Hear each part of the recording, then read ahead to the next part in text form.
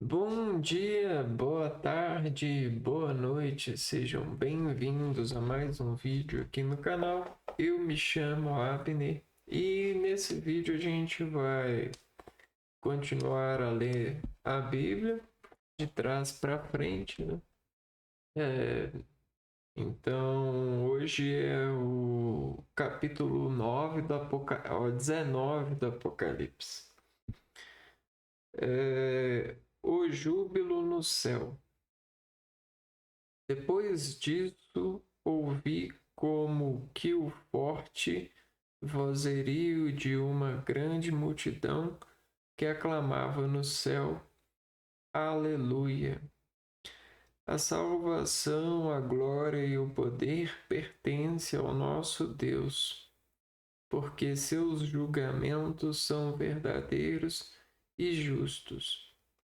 Sim, Deus julgou a grande prostituta que corrompeu a terra com sua prostituição e vingou nela o sangue dos seus servos. E continuaram: Aleluia! A fumaça dela ficará subindo por toda a eternidade. E os 24 anciões e os 4 seres vivos se prostrarão diante de Deus, que está sentado no trono, e disseram: Amém, Aleluia.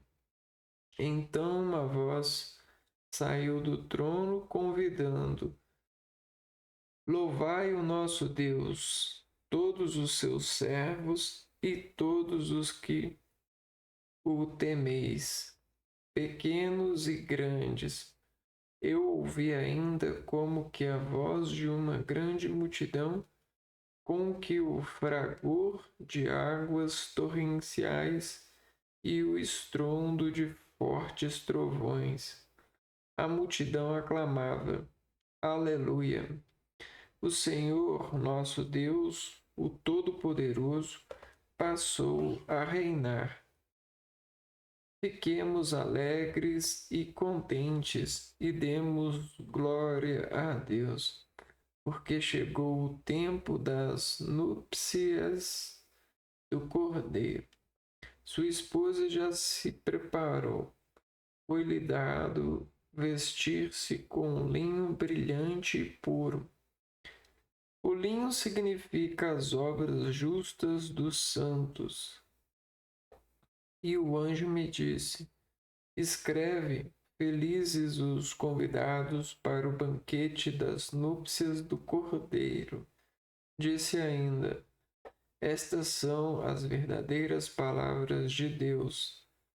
Eu prostrei-me diante dela para adorá-lo, mas ele me disse: Não faças isso. Eu sou um servo como tu e como teus irmãos que guardam os testemunhos de Jesus. A Deus é que deves adorar.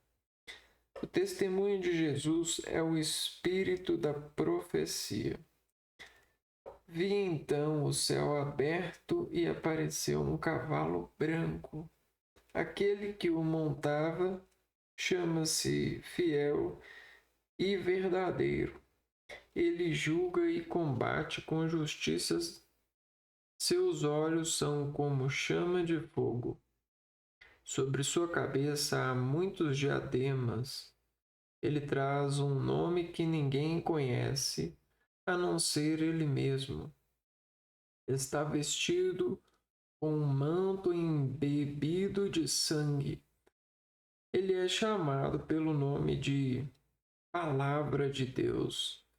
Os exércitos do céu o acompanham, montados em cavalos brancos, com roupas de linho branco e puro. Da sua boca sai uma espada afiada, para com ela ferir as nações. Ele as governará com um cetro de ferro. Ele é quem pisa o lagar do vinho, que é a furiosa cólera de Deus. Todo-Poderoso. No manto e na sua coxa traz escrito o nome: Rei dos Reis e Senhor dos Senhores. Vi então um anjo em pé no sol. Gritou em alta voz a todos os pássaros que voam pela abóbada celeste: Vinde, reuni-vos para o grande banquete de Deus, para comer carnes de reis e de capitães, carnes de poderosos, carnes de cavalos e cavaleiros, carnes de todos livres e escravos, pequenos e grandes. Vi então a fera reunida com os reis da terra e seus exércitos para combater contra o cavaleiro e seu exército. A fera, porém, foi aprisionada junto com o falso profeta que realizava milagres a seu serviço, seduzindo todos os que haviam recebido a marca da fera e adorado a sua estátua. Ambos foram lançados vivos no lago de fogo, com enxofre ardente. E os demais foram mortos pela espada que sai da boca do cavaleiro. E todas as aves se fartaram com as suas carnes. Amém. Né? Bom,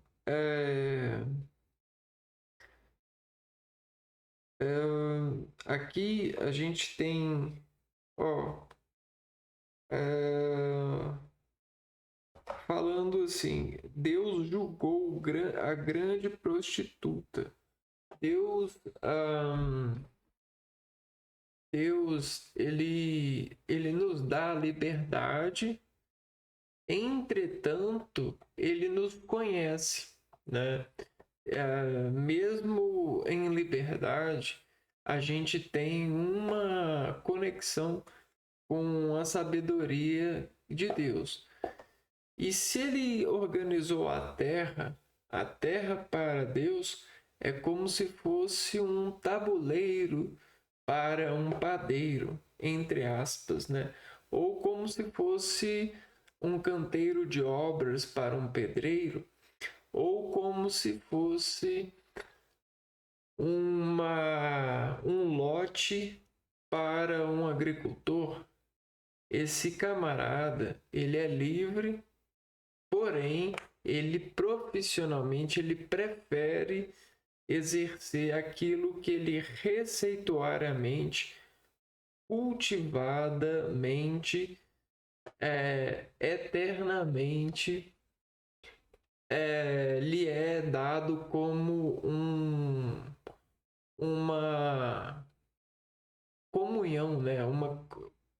Os dois ali, né? O padeiro e o tabuleiro, eles se tornam um em momento de fé, em momento de entrega do Espírito para aquilo.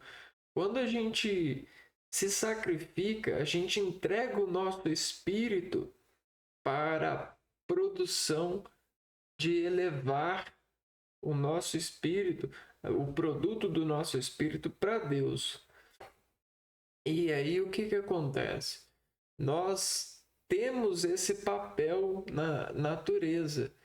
Nós, em primeiro grau de observância de ser um humano, é estar em humanidade, em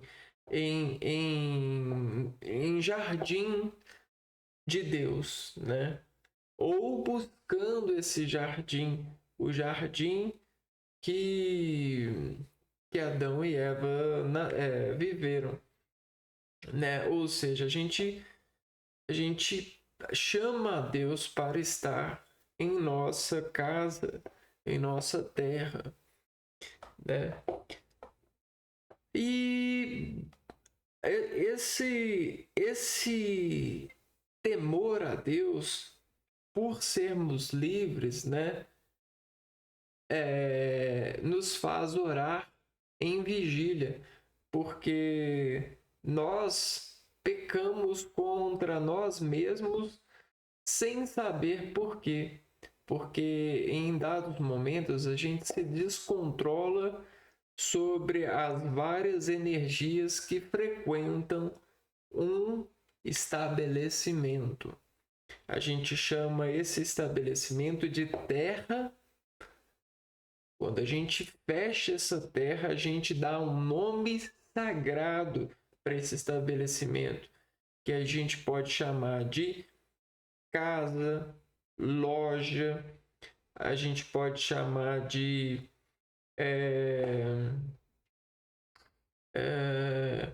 vários nomes. Só que esses nomes eles vão sendo filtrados pela entrega do ser humano a aquilo que a gente chama de confessar, né? Então, quando a gente confessa, a gente consegue força para contrair-nos frente a tudo aquilo que, de alguma forma, desencontraiu o nosso organismo daquela conexão de controle sobre as várias energias que ali deliberam controle em um organismo. Se as energias vivas ali não encontrarem uma harmonia, elas vão se desencontrar e desarmonizar. É o que acontece hoje em dia em laboratórios científicos, onde os cientistas instalam aparelhos que influenciam o organismo vivo a se descomportar perante aquela energia que opera na resistibilidade de um organismo, que é o ser vivo. E isso é uma manifestação, né? Existem essas manifestações em vários lugares. Elas são muito conhecidas ou pouco conhecidas. Por quê? Porque existe o grau do conhecimento. Então, existe partículas, né? Existem energias que são aplicadas, porém as pessoas não têm definição, não têm conhecimento, qualidade de diferenciá-las. Eu vou citar alguma, né? A gente pode colocar uma a gente pode colocar uma energia vibratória e sobre essa vibração a gente pode colocar vários corpos fechados para essa vibração. E aí, em cada corpo fechado que eu colocar sobre essa vibração, ela vai emitir uma defração de onda que vai desconstruí-la em uma modulação que é desconhecida para mim até que eu faça amizade com ela e estude e reconheça e defina e dê nome para ela e confesse a Deus ela para eliminar o pecado que ela me suborna, ela me contrai. Agora a gente tem energias que são conhecidas, por exemplo, o som, o louvor, a adoração, a oração, o som da voz do seu pai, o som da voz da sua mãe, o som da voz dos seus parentes, dos seus amigos, dos seus animais. Só que existem energias que são confundidas entre os seres humanos nessa convivência que buscam orientes buscam ir além de gestos compreendidos, né? O desprender do homem. E aí a gente tem energias de vários tipos, de ira, de amor, de solidariedade, de vários tipos. A gente chama essas energias de vários tipos de energias são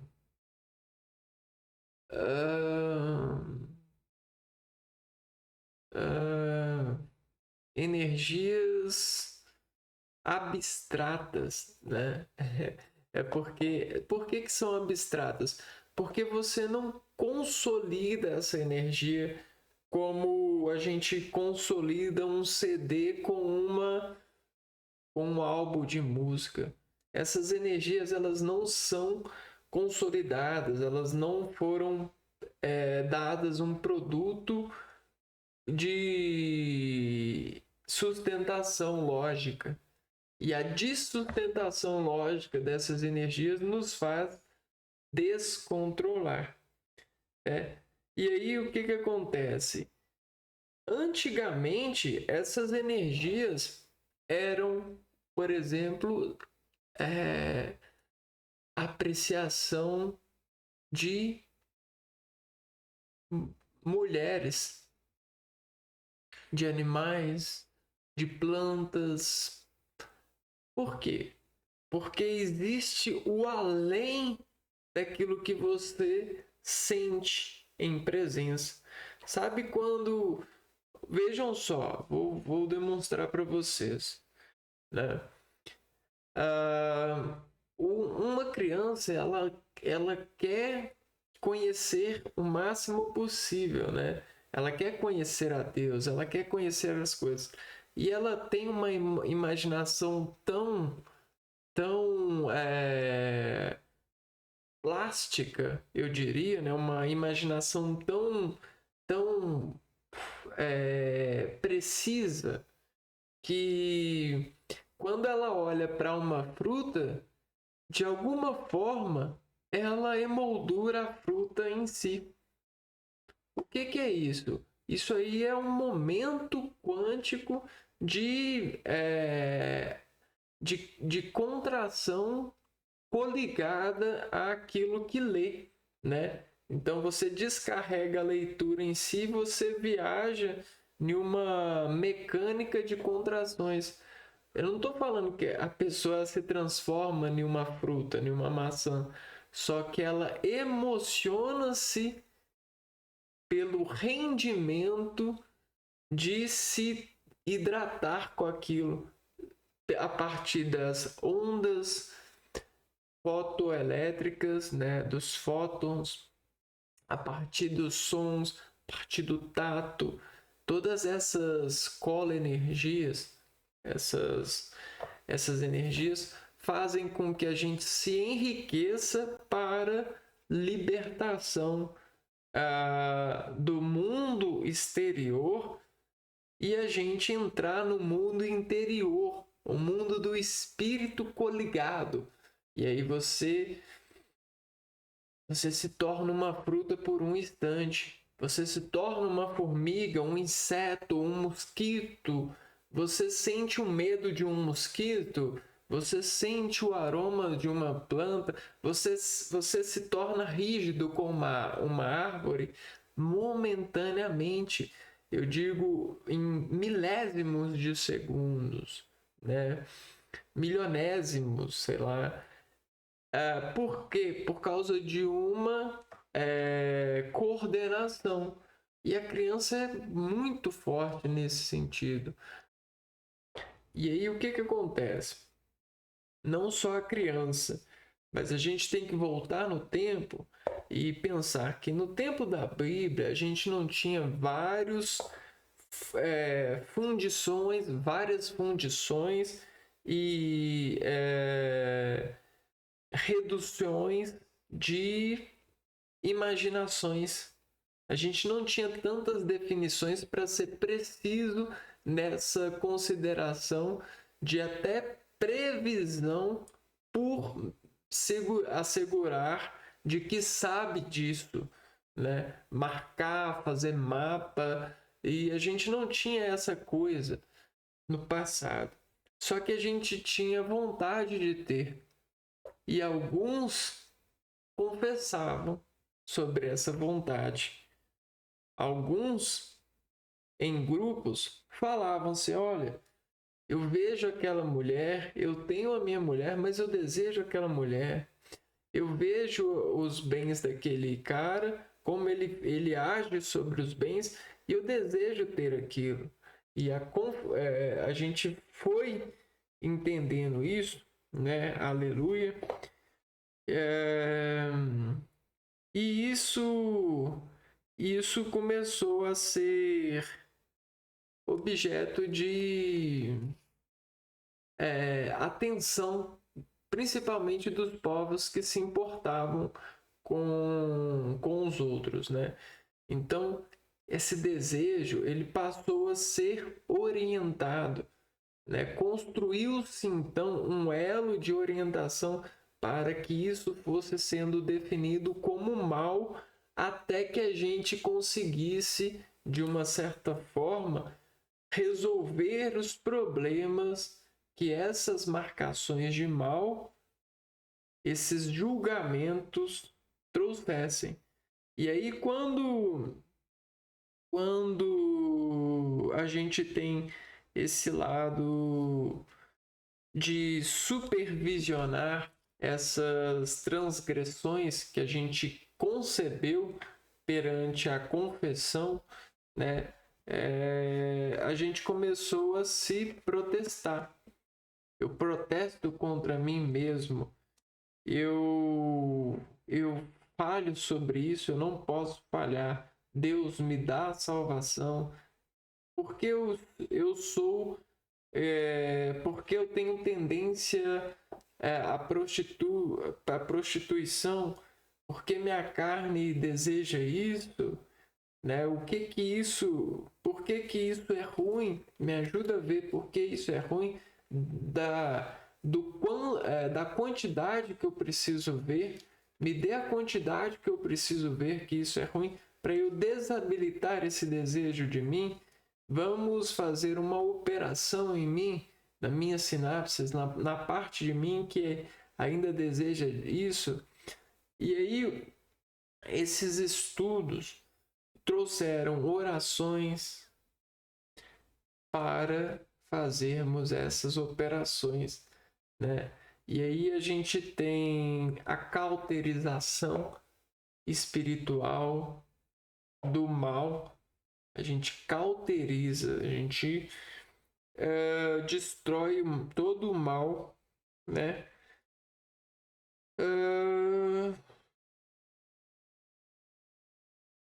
Isso é muito legal. E uma outra coisa que eu observo aqui é quando você tem aqui na Bíblia falando assim, ó: vi então a fera reunida com os reis. E o que seria essa fera?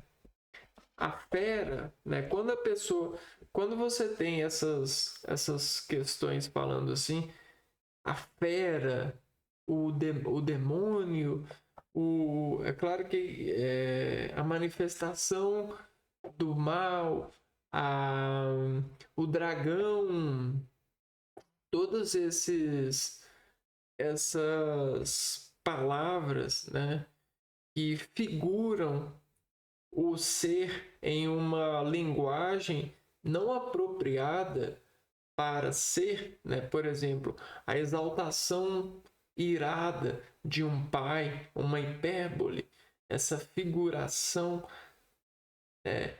a gente vai cauterizando, vai dizendo: isso aí não serve para nós comunicarmos. Isso aí é uma fera em você. Isso aí é uma onça morrendo de fome na natureza. Isso aí É uma coisa no lugar errado, na hora errada, sofrendo. Isso aí a gente não pode ter, né? Isso em nome de Deus não é permitido em uma terra onde os organismos estão superpotentes, são superpoderosos para viver a história que eles foram programados para viver em nome de Deus. E a gente acredita nisso. Então, em muitos momentos da nossa vida, a gente cai em fera. Os nossos pais lutam para que a gente não caia. E a gente também luta para a gente não cair. Cair em fera é vergonhoso, é deselegante, é triste. Não faz a gente querer sair, não faz a gente querer pedir, né, com humildade uma semente disso, uma esperança disso, um valor disso, um elogio daquilo, né? Por quê? Porque quando a gente é fera, pode até ser que a gente não aparenta fera, mas o organismo do irmãozinho e da irmãzinha vão sentir.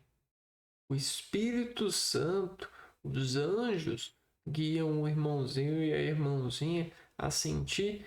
E a gente sabe que se a gente infera, chegar perto dessas pessoas, se elas não forem fortes o bastante para vencer a nossa fera, ou ameaçar a nossa fera para que ela saia de nós, eles vão fugir da gente. E sabe como que é a fuga que o irmãozinho e a irmãzinha dão? Eles fogem de uma maneira que marca muito o nosso organismo, né? É uma maneira que deixa a gente super mal, né? No sentido de desentendimento, né? A gente pensa assim, o que está acontecendo, né? Por que não funciona comigo? Por que as pessoas viram a cara para mim? Por que elas não vêm? Por que eu não sou igual a elas, né? Isso aqui. Então é um momento muito ruim, é um momento de emocionalmente de trauma, de desespero, né? É um momento que valida o organismo a pensar que Deus não existe, né? A apagar a luz de fé. Porque o que é mais importante é o ser humano e o tratamento que ele pode nos dar, porque ele é a nossa esperança. Se eu estou produzindo esses vídeos aqui, é porque eu tenho a esperança, né? A esperança nos meus irmãos e nas minhas irmãs, né? Então, é assim, a gente só tem esperança no outro. E veja bem, a gente não quer que o irmão e a irmã faça além da conta para nós, né? Quem pode fazer além por nós é a nossa esposa, é o marido, é a esposa, mas não o irmão e a irmã. A gente quer que todos queiram bem, né? Nos deixarem um plano de bem. E para isso a gente não pode ter essas marcas de fé. A gente precisa confessar os nossos pecados e arrepender. E aos poucos, a cura, o batismo, a cura pela, pela, pelo encontro com Cristo e o fenômeno da consciência humana vai nos dar o prazer de estar no plano, né? Então isso é bacana. E isso é uma interpretação, né? Porque todos os textos possuem várias camadas, né? E a arte ela comunica de várias formas. Até uma coisa que aparentemente não é harmonizada, não tem um equilíbrio harmônico, ela está comunicando algo para alguém, né? Está tratando algo para alguém, né? Talvez não seja para você, mas com certeza ela está atingindo alguém e fazendo aquilo que ela conscientemente ela está querendo fazer, né? Bom, então é isso. Eu vou ficando por aqui. A gente se vê no próximo vídeo. Um abraço para vocês e fui!